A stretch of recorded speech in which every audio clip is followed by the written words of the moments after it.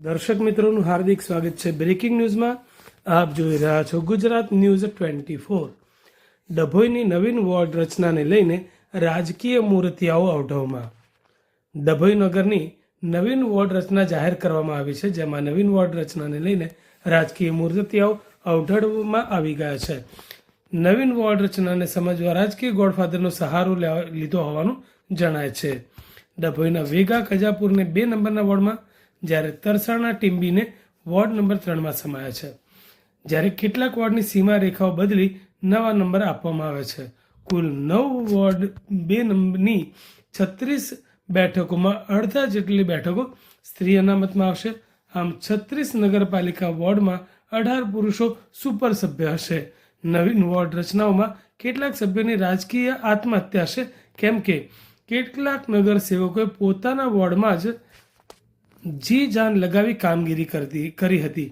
હવે વોર્ડની દશા અને દિશા ખૂણાઓ બદલાતા કેટલાક વર્તમાન સભ્યો પણ અસમંજસમાં મુકાયા છે. આવનાર નગરપાલિકાની ચૂંટણી જીતવા વોર્ડની રચના સમજવી મુશ્કેલ હશે. આવા સમયમાં કેટલા રાજકીય મૂર્તિઓને વોર્ડ બદલવાની ફરજ પડશે એ પણ નક્કી છે. ટૂંકમાં મોનોપોલીવાળા વોર્ડને ખાસ ટાર્ગેટ કર્યા છે, જેને લઈ સલામત બેઠકોના ઉમેદવારો માટે વધુ સલામત બેઠક શોધવી હિમાલય ચઢાણ જેવી કપરી પરિસ્થિતિ થશે. ડભોઈની નવીન વોર્ડ રચનામાં 36 બેઠકોમાં 18 સ્ત્રી આદિજાતિ, 5 ઓબીસી અને 9 સામાન્ય, 5 બક્ષીપંચ, 3 અનુસૂચિત જાતિની, જ્યારે 18 પુરુષો અનુસૂચિત આદિજાતિ અને 1 અનુજાતિની બેઠકમાં હોવાનું જાણવા મળે છે.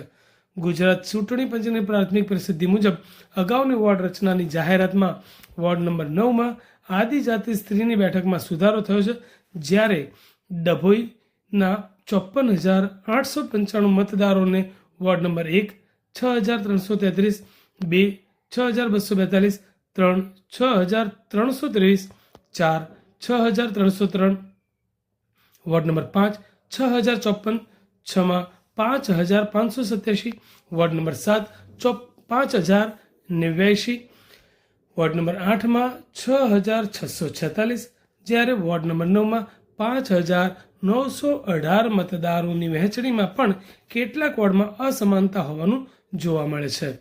જ્યારે કેટલાક વોર્ડના નંબર બદલાયા છે, જેમાં જૂનો 3 નંબર વોર્ડ 5 તરીકે અને 5ને 3 નંબર, જ્યારે 6ના વોર્ડને 8 નંબરમાં ફેરવવામાં આવે છે, જેને લઈને રાજકીય ઉમેદવારોમાં અસમંજસ જોવા મળે છે. એક વાત નક્કી કે વોર્ડ રચનાને લઈને કેટલાય સંભવિત ઉમેદવારો વોર્ડ રચનાને સમજવા ગોડફાધરના શરણમાં ગયા છે. હવે જોવું રહ્યું કે આવનાર ચૂંટણીમાં નગરમાં નવા જૂનીના એંધાણ મળશે એ કદાચ નક્કી જ છે.